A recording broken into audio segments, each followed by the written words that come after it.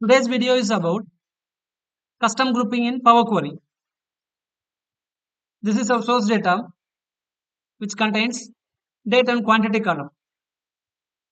Our requirement is to group every 5 rows of this table and then provide sum of quantity for each group. So our first group contains first 5 rows and sum of quantity is 217.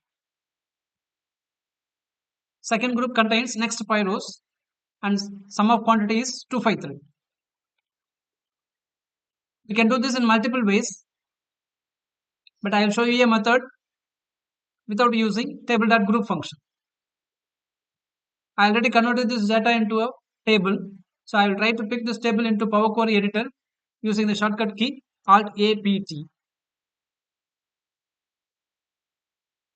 This is our input table and name of the table is source. I'll try to insert a step here. Since our requirement is to group every 5 rows, I'll try to split this table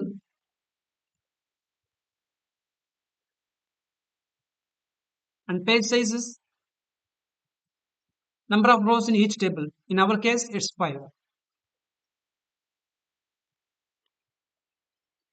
It delivers a list of tables. Each table has 5 rows. If we can find a way to extract quantity column in each table, I can use list.sum function to get the sum of quantity. If we are going to do some transformation inside a list, then list.transform function will help us.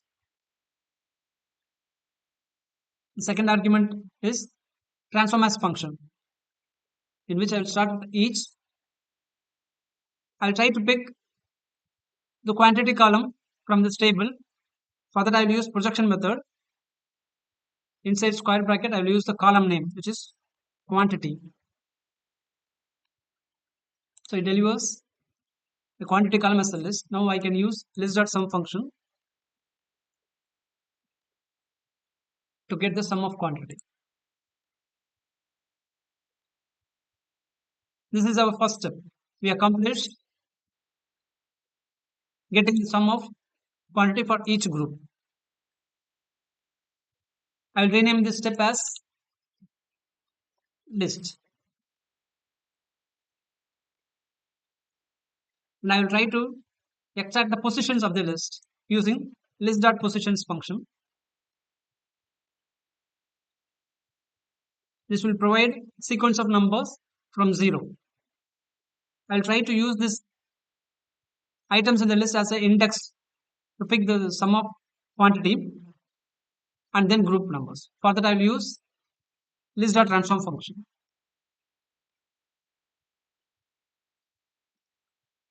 Again, the second argument is transform as function. I will use each. I will start with the curly braces since our requirement is to have group number and then sum of quantity. First column is going to be a group number.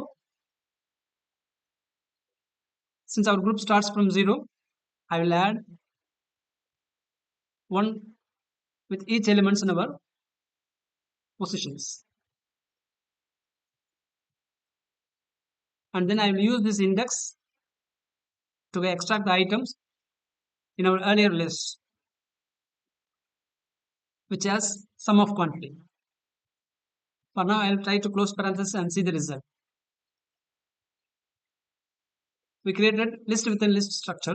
In each list, we do our group number and then sum of quantity. Now I can use table.from rows function to convert this list within list structure into a table. So this is our desired result.